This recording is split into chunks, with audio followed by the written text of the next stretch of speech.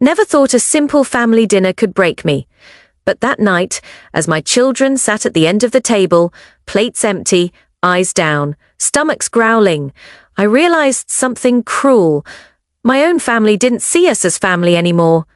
My parents laughed with my sister's kids, passing them food like royalty, while mine were told, "We didn't order enough for everyone." I bit my tongue, smiled through the ache, and pretended not to notice.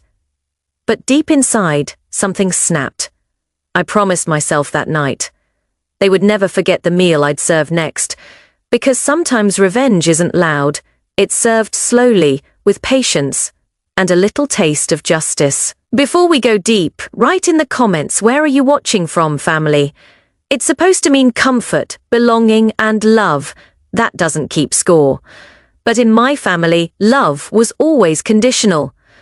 I was the eldest daughter, the one who carried everyone's weight while they laughed in peace. My sister, Andrea, was the golden child, always praised for her achievements, always protected from consequences.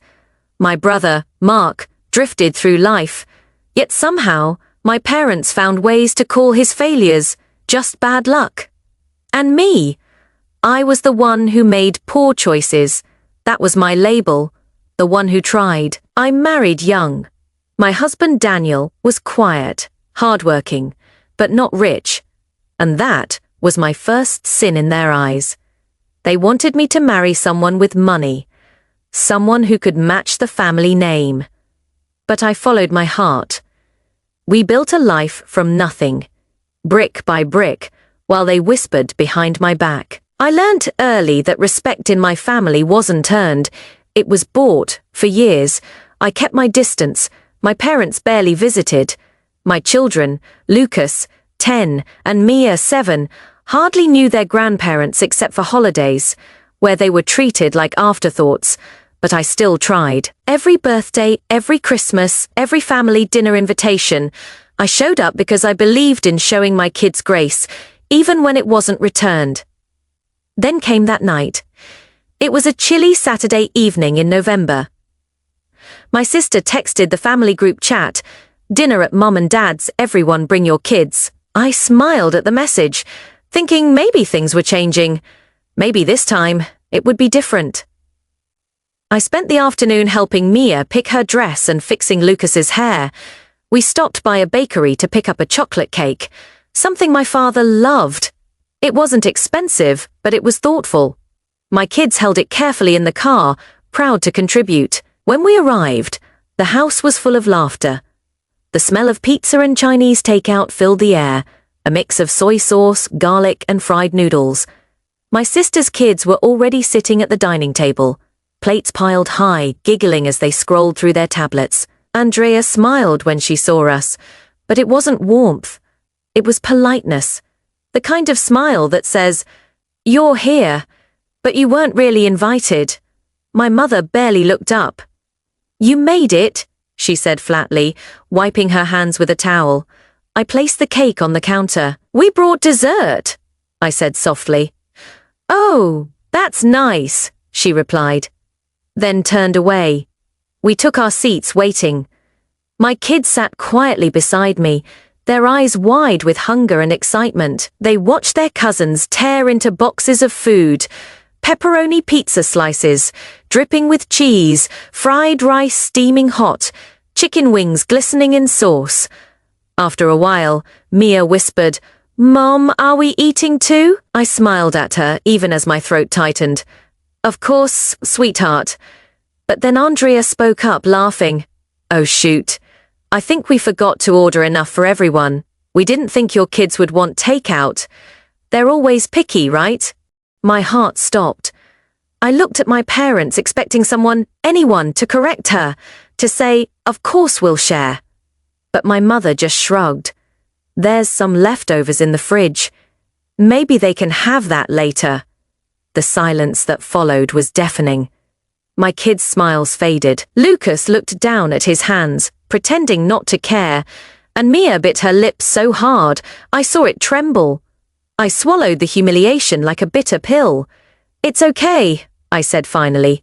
"They're not that hungry." But inside, something cracked. I sat there, pretending to laugh at my sister's stories, nodding at my father's tired jokes, all while my kids sat in the corner, invisible.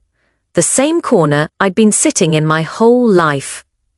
I saw it then, the pattern, the way they dismissed kindness, rewarded cruelty, and treated love as a transaction.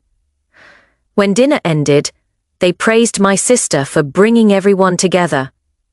My cake sat untouched on the counter. Forgotten. We left early that night. In the car, silence filled the air until Mia whispered, "Did we do something wrong, Mommy?" That question burned in my chest like fire. I forced a smile and said, "No, baby, they did." But when I tucked them into bed that night, I made a promise to myself. That would be the last time my children ever felt small in front of anyone, especially family. Over the next few weeks, I stayed quiet. I didn't argue. I didn't call. I let the distance grow. My parents probably thought I was sulking, that I'd get over it like always. But they didn't know that silence can be powerful. Sometimes, silence is the first step to a storm. Daniel noticed the change in me.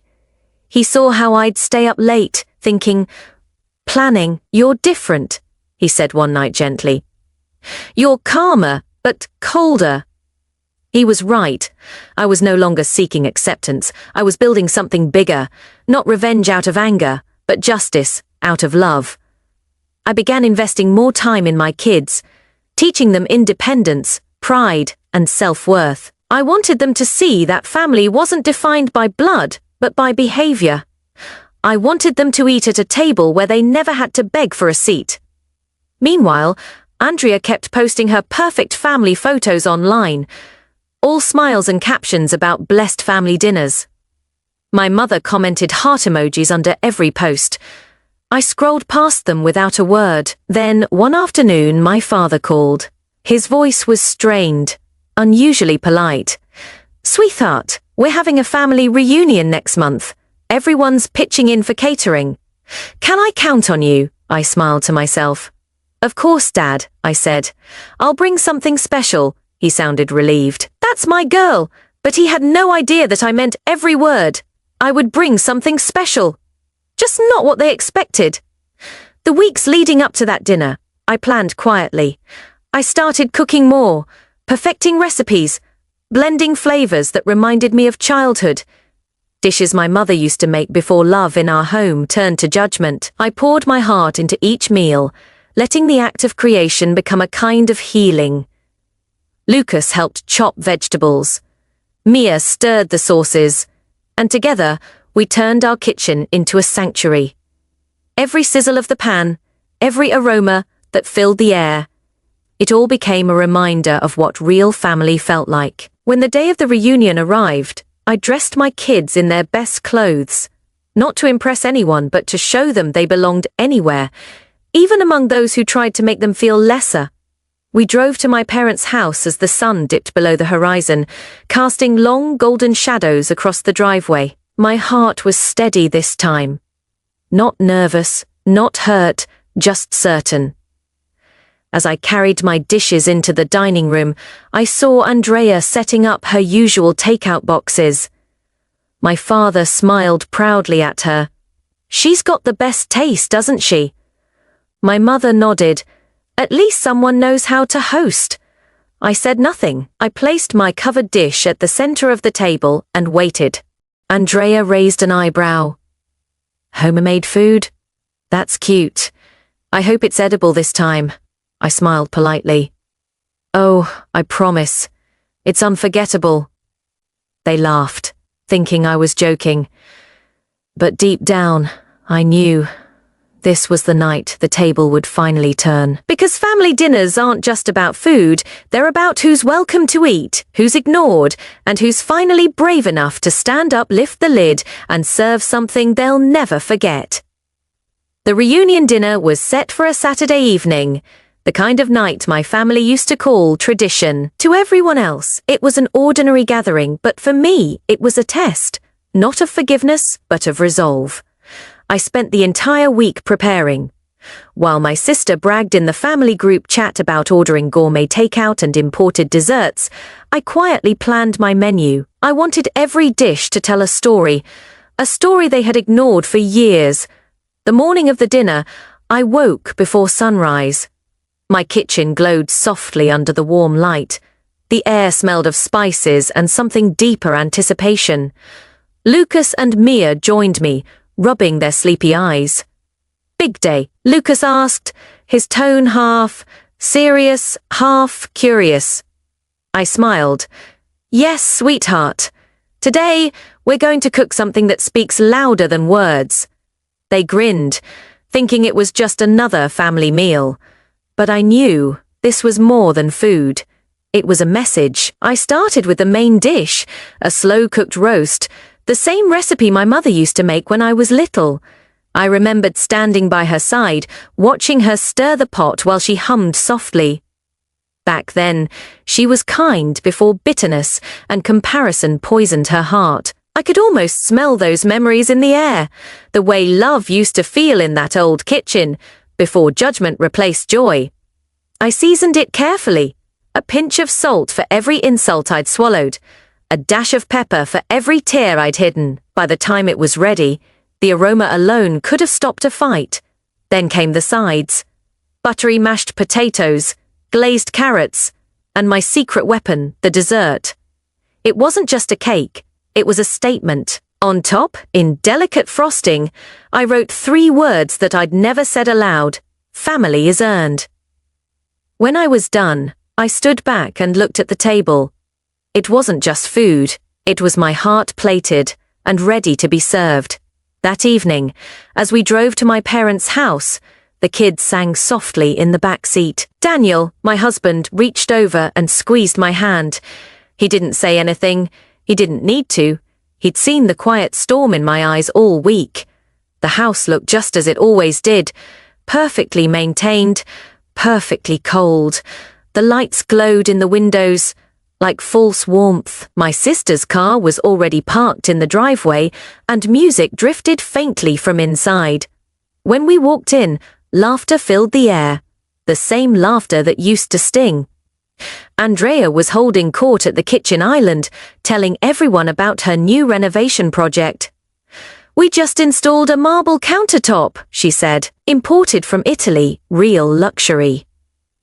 My father nodded proudly. "You've always had an eye for good things." Then he looked at me. "You brought something homemade, right?" I smiled. "I did. I thought we could use a little heart on the table tonight." Andrea smirked. "Let's hope it's cooked all the way through this time." The others laughed lightly, pretending it was harmless fun. I'd heard it all before. This time, it didn't touch me. Dinner began as it always did. My family gathered around the long mahogany table, a centerpiece of flowers in the middle. Andrea's takeout boxes spread wide like trophies. Everyone filled their plates with her food first. They didn't even glance at my dishes. That was fine.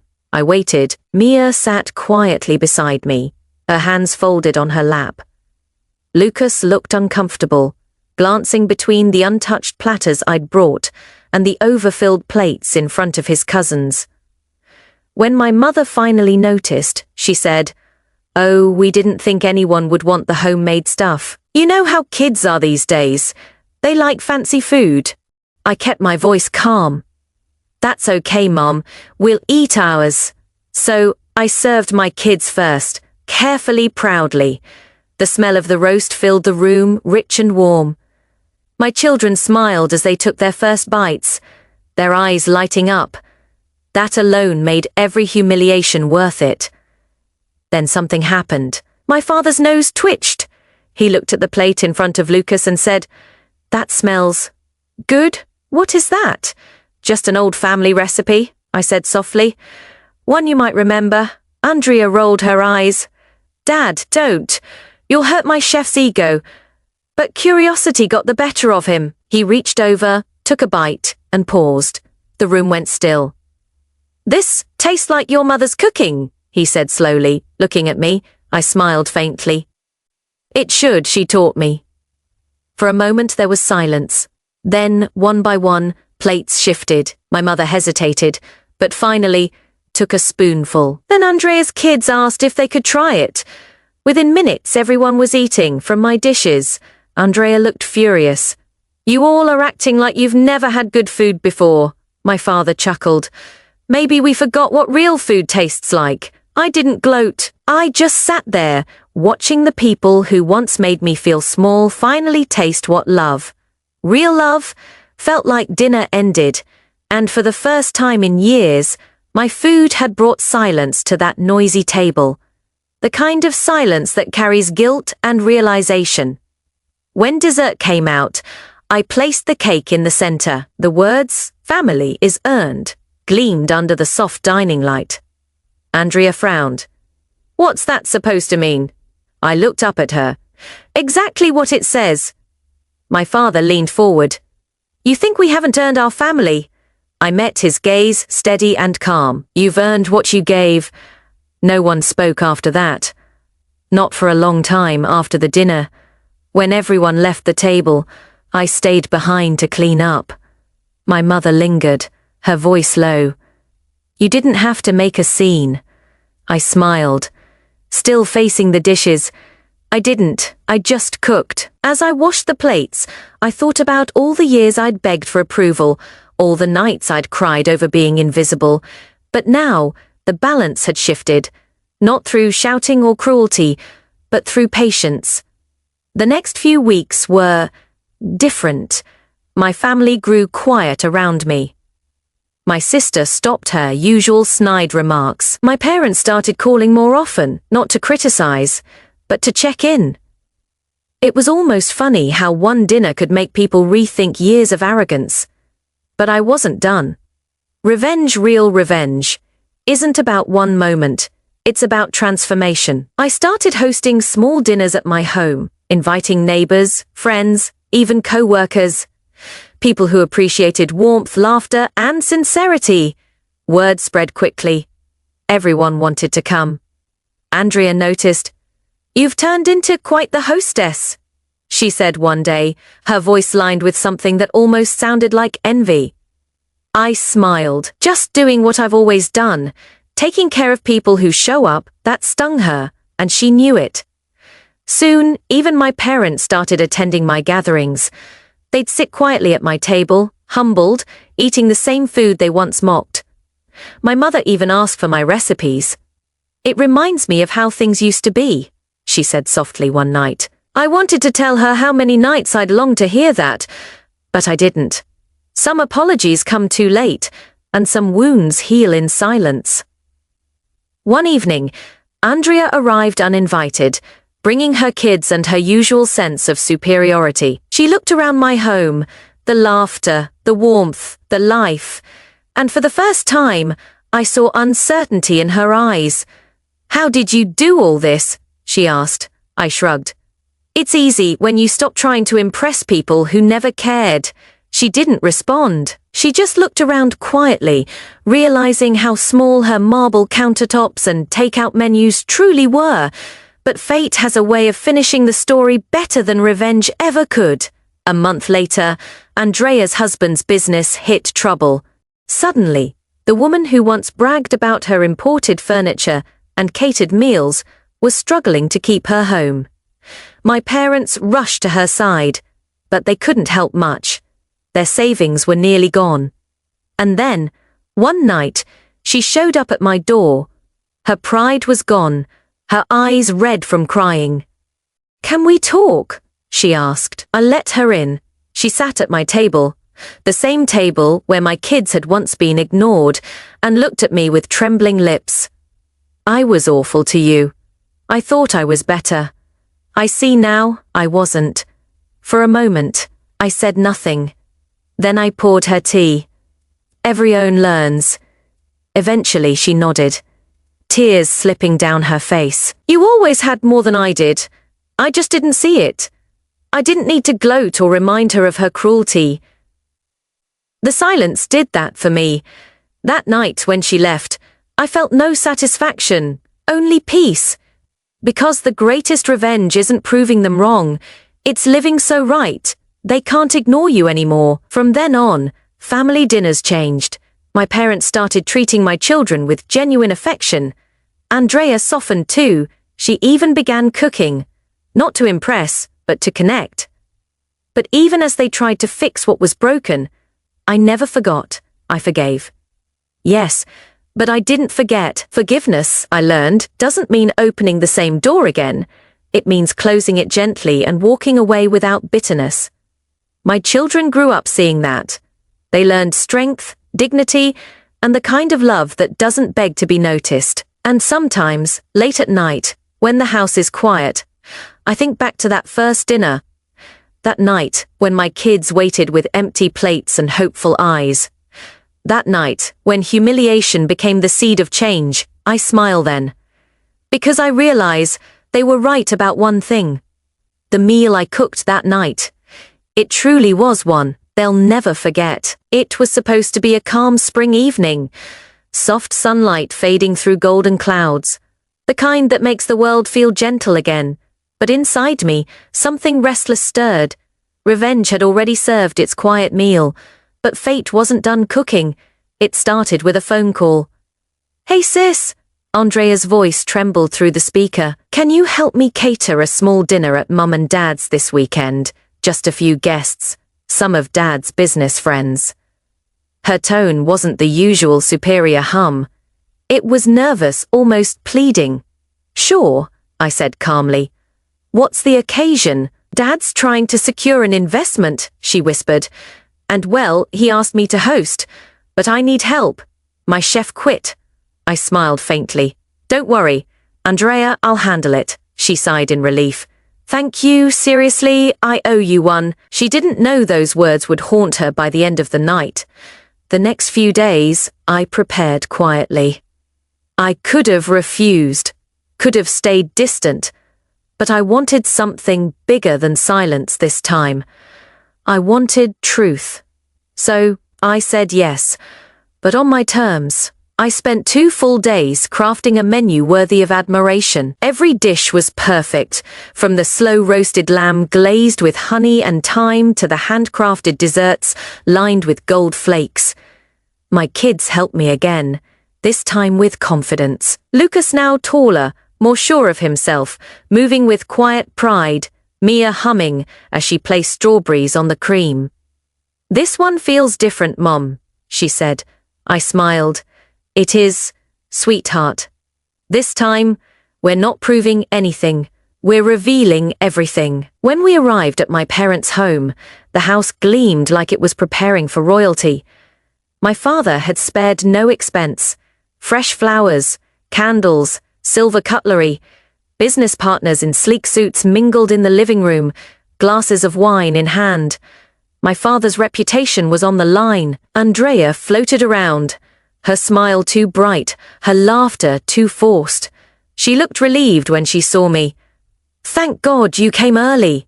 The caterers cancelled, and I didn't know what to do." "You did the right thing," I said softly. "Let's make this a night. They'll remember, and we did." The food was flawless. The guests were enchanted. Compliments poured in, and for once my father looked proud. Not of Andrea, but of me. Though he didn't say it aloud, I saw it in his eyes. Andrea noticed too. Every word of praise that drifted my way seemed to tighten something inside her. She poured more wine, forced more smiles, but her mask was cracking. Then came the moment that changed everything. During dinner, one of the investors, a sharp, polite man named Mr. Chen, asked who had prepared the meal. My father began to say Andrea's name out of habit, but then paused. "Actually," he said slowly, "it was my eldest daughter, the one who doesn't show off." Every head turned toward me. I met their gazes calmly, the same calm I'd learned after years of humiliation. Andrea's cheeks flushed red. "Dad, I helped you supervised," he interrupted. "She cooked." The room went quiet. Andrea's forced smile trembled, her pride bruised in front of people she'd spent years impressing. I wanted to stop there, But fate had a crueler sense of humor. Just as dessert was served, one of the guests casually mentioned, "Andrea, didn't you once say you ran a catering business? I'd love to hire you for an event." Andrea froze. My father turned sharply. "What catering business?" she stammered. I might have mentioned it before. Just small events." But Mr. Chen pulled out his phone. "I saw it online. Andrea's elite events." He laughed lightly. "You've got a great website. Says you've done hundreds of high-end dinners." My father's expression hardened. "Andrea, is that true?" I stayed silent, letting the tension simmer. Andrea's voice cracked. "Dad, it's not what you think." He slammed his fork down. "You've been using our family name to sell fake catering services." Gasps rippled across the table. My mother looked pale. Andrea's voice trembled. "I just wanted to prove I could do something on my own. I never took money I didn't earn." But one of the investors spoke up, his tone cold. "That's not true.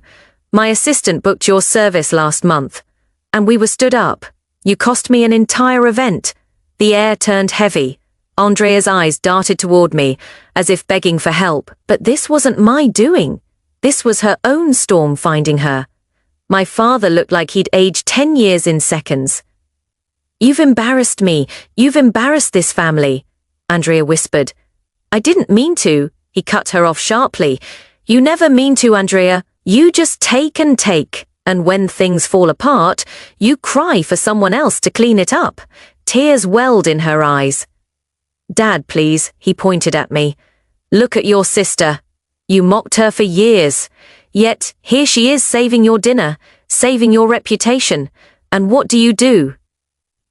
You lie." The table was silent. Every pair of eyes shifted to me.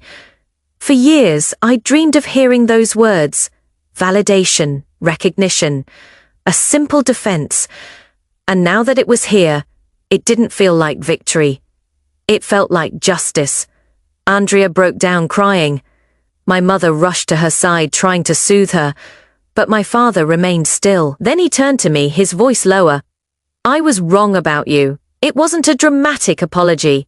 Just 6 quiet words. But they carried the weight of a lifetime." I looked at him steadily. "You weren't wrong, Dad. You just didn't see me clearly." The investors excused themselves soon after, awkward and quiet. The room emptied slowly, leaving behind the smell of food and the sting of truth. Andrea sat slumped at the table, mascara streaked down her cheeks. "You must be happy now," she said bitterly. "You got your moment." I took a deep breath. "Andre, I never wanted revenge. I wanted respect." "There's a difference," she laughed through her tears. "Well, you got it. I lost everything." I placed a hand on her shoulder. "Then start over, but this time build something real." She looked up at me, the first genuine look she'd given me in years, and whispered, "I don't know how." "Then learn," I said softly. The way I did. I left soon after, my kids following behind me quietly. Outside, the night air felt lighter, almost forgiving. Lucas walked beside me, holding my hand. "Mom," he said. "Yes, sweetheart. Was that revenge?" I smiled faintly. "Number, that was honesty." He thought for a moment, then nodded. "It looked kind of like justice to me." I laughed softly. "Maybe it was both. When we got home, the house felt different, peaceful. The kind of peace that comes only after years of storms." That night, as I tucked my kids into bed, Mia whispered, "Mom, are we still going to family dinners?" I brushed her hair back gently. "Maybe one day. But next time they'll eat at our table." She smiled, sleepy and content. "Good. Your food's better anyway." I laughed quietly as I turned off the lights. Downstairs, Daniel sat on the couch waiting. "You did it," he said softly. I sat beside him. "Number life did it. I just stopped standing in its way." For the first time in years, I felt free. Not because I'd gotten revenge, but because I no longer needed their approval. And somewhere deep inside, I hoped Andrea would find her own freedom too, because when you strip away pride, wealth, and pretense. What's left is truth, and truth always serves its own kind of meal. Weeks passed. My father called again, this time not to argue but to invite. "Your mother's planning a small dinner," he said carefully. "Just family, no guests. Would you come?" I hesitated. "I'll think about it." When I hung up, I realized how much had changed. I no longer ate for their love. I had built my own, and in that quiet victory, I understood something powerful. Revenge isn't always about destroying others. Sometimes it's about rebuilding yourself so completely that the people who hurt you can't recognize you anymore. That night, I lit a candle in the kitchen and smiled. The smell of thyme and roasted garlic filled the air, the scent of new beginnings. Because when they ordered dinner for everyone except my kids, they thought they were excluding us from their table. But what they really did was give me the strength to build my own. One they'd spend the rest of their lives trying to earn a seat at. Months passed. Seasons changed, and with them, so did I. The woman who once sat quietly at her parents' table, praying for acceptance, no longer existed. I'd buried her somewhere between the smell of roasted thyme and the silence of all the dinners we were never invited to. In her place stood someone different, stronger, steadier, untouchable. Life had become beautiful in its simplicity. My catering venture, the one I started after that infamous dinner, had grown faster than I'd imagined. It began as weekend orders for neighbors, but word spread like wildfire. Before long, I was catering weddings, corporate events, and charity galas. People didn't just come for the food, they came for the story, the authenticity. Every dish carried a piece of me. Every flavor whispered resilience. My children thrived too. Lucas, once quiet and unsure, now helped manage small orders. He'd learned leadership, not from wealth, but from watching his mother rebuild her world from ashes. Mia became my little artist, designing menus and decorations for our events. Together, we built something that no inheritance or approval could ever match: legacy. Daniel stood by me, proud and silent, as always, the calm behind the curtain. One evening, as we cleaned up after a large event, he looked at me with quiet admiration. "You built this from nothing," he said. I smiled. "Not nothing. I built it from pain. Pain just happens to be the best teacher." He nodded. "And now?" I said softly, "I'm teaching others how to eat." We laughed, but it wasn't just humor, it was power disguised as peace. Then one evening, an envelope arrived, handwritten. Familiar, my father's writing. "Dinner at our home this Sunday. Your mother insists. No excuses. Everyone's coming. We'd like to make things right. Maybe they need to see what I've become." Sunday came with a heavy scent of rain in the air, soft drizzle, grey clouds, the kind of weather that makes memories louder. I dressed in quiet elegance, a cream blouse, a simple gold bracelet. My kids looked radiant, confident, their eyes full of light. When we arrived, my parents' house felt smaller, not in size, but in presence. For the first time, I wasn't the one shrinking to fit in. Andrea opened the door. Her eyes looked tired but softer, humility finally replacing the mask of superiority. "You came," she said quietly. "I did." She stepped a stone I'd grown up with. "Are you going?" Daniel asked. "I'm not sure," I said truthfully. "But they're waiting." Inside, the table was already set, a feast, but not extravagant. Home, cooked meals, old family recipes, the kind my mother used to make before pride spoiled her warmth. The effort was visible. They were trying. "Everything smells wonderful," I said genuinely. My mother smiled weakly. "I tried to make your favorite." I nodded, appreciating the gesture. My father cleared his throat, eyes downcast. "We've done a lot of thinking," he said, "about how we treated you and your kids. We can't undo the past, but we want to do better." The words hung in the air. Fragile, trembling, late, but still, they mattered. I appreciate that, I said softly. But sometimes doing better means understanding that things won't ever be the same. Andrea looked at me with tears in her eyes. We were cruel. You didn't deserve it, I know, I said simply. The dinner went quietly after that. Polite, reflective. They asked about my business, my kids, my life. I told them bits and pieces, but I didn't overshare. I no longer needed their validation. I wasn't there to prove anything. I was there to show them the truth, that life moves on with or without them. When we left that night, my mother hugged me tightly. I'm proud of you, she whispered. It was something I'd waited decades to hear, but it didn't heal me. It just confirmed what I already knew. Weeks passed again, and then came the twist of fate I didn't expect. A local magazine reached out, wanting to feature my catering story in their Woman Who Rebuilt issue. They called it The Mother Who Served Justice One Meal at a Time. It went viral within days. Orders doubled overnight. Interviews, press calls, event requests. My phone never stopped buzzing. I was overwhelmed. Beauty stared at it for a long time. The ink looked shaky, uncertain. A far cry from the commanding grateful.